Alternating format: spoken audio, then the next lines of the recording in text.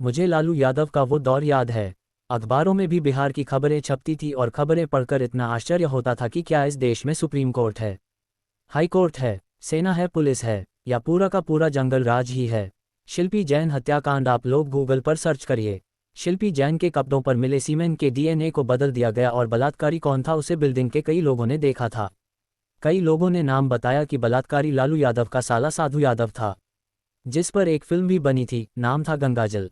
लालू यादव के पार्टी के मंत्रियों, विधायकों और गुंडों को बिहार की जो लड़की पसंद आ जाती थी उसे उठा लिया जाता था। या तो वह लड़की चुप रहे या फिर शिल्पी जैन की तरह मार दिया जाए, और फिर बचने के लिए किसी को उसका बॉयफ्रेंड बनाकर उसे भी मार दिया जाए, और यह कहानी बना दिया जाए कि दोनों ने सुसाइड किया। एक आईएएस अधिकारी बंगाल के रहने वाले थे, नाम था बीबी विश्वास। उनकी पत्नी का नाम था चंपा विश्वास, जो बेहद खूबसूरत थी। एक दिन वह अपने सरकारी निवास से जा रही थी। इस परिसर में राजद की एक महिला विधायक का भी घर था।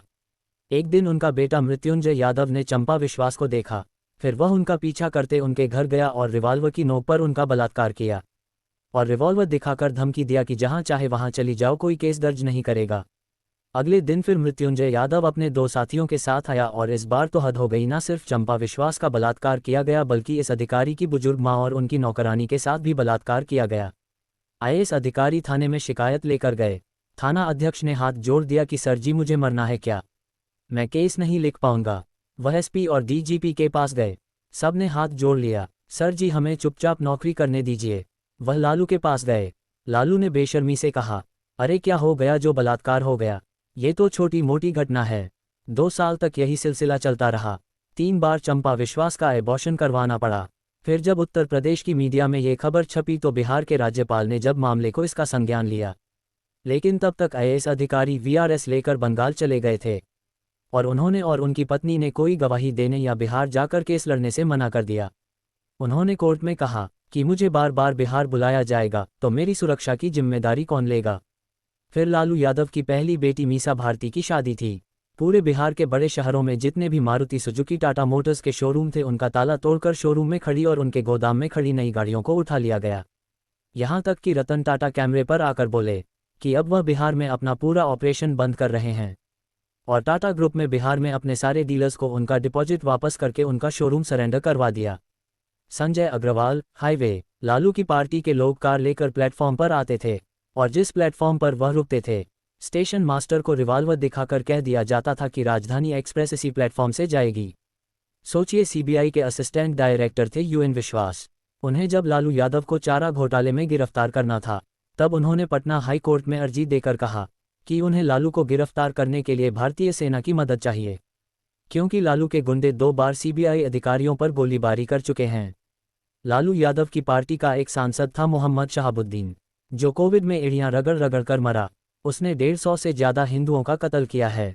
कई कत्ल में सुप्रीम कोर्ट तक में उसे सजा हुई, लेकिन मरते दम तक लाल यादव ने उसे कभी पार्टी से निकला नहीं। उसने एक मकान और दुकान कब्जा करने के लिए माँ बाप के सामने उनके 2 बेटों को तेजाब के ड्रम में डालकर दुनिया की सबसे दर्दनाक मौत दिया था। खैर, ईश्वर ने भी उसे ऐसी मौत दिया। उसका अंतिम वीडियो आप लोगों ने देखा ही होगा, जब वह अस्पताल में एरिया रगड़ रगड़ कर चिल्ला रहा था। वेंटिलेटर नहीं था, वह तड़प रहा था, और 1 घंटे तक तड़पते तड़पते वह मरा। और मुझे लग रहा था कि वह उस वक्त उन दोनों भाइयों की आत्मा को देख रहा होगा जिन्हें उसने तेजाब में डूबाकर मारा था। कभी कलेक्टर को पीट पीट कर मार दिया जाता था, तो कभी पूरे परिवार को कमरे में बंद करके आग लगा दी जाती थी। फिर नेशनल हाईवे अथॉरिटी के अधिकारियों को मार दिया जाता था। लालू यादव की पार्टी का एक गुंडा और बलात्कारी था, नाम था तस्लीमुद्दीन। उसने 4 नाबालिग लड़कियों का बलात्कार किया था, और लालू ने उसे एचडी देवेगौड़ा की सरकार में गृह मंत्री बनवा दिया। वह तो भारत के इतिहास में पहली बार राष्ट्रपति ने कहा कि उन्हें दुख है कि एक बलात्कारी को केंद्रीय मंत्री बना दिया गया। तब जाकर उसे मंत्रिमंडल से हटाया गया। जंगल राज और गुंडागर्दी का वह दौर ऐसा चला कि यह जंगल राज शब्द सुप्रीम कोर्ट के एक जज ने दिया था, जब वह बिहार के एक मामले की सुनवाई कर रहे थे। और तब से लालू यादव के शासन को जंगल राज का कर लोग याद करके सिहर उठते हैं। ऐसा शासन था उस समय इन लोगों का, और आज ये लोग जब मोदी जी के कारण मुश्किल में आ गए हैं, एक एक करके सबकी फाइलें खुल रही है और सब जेल जा रहे हैं, तो पूरे देश में इंडिया गठबंधन ठगबंधन बनाकर मोदी जी पर दबाव बनाना चाहते हैं और गंदी राजनीतिक करना चाहते हैं। अब देश की जनता और मतदाताओं को सुनिश्चित करना होगा कि ऐसे लोगों को हाथों में देश की बागडोर देना है क्या।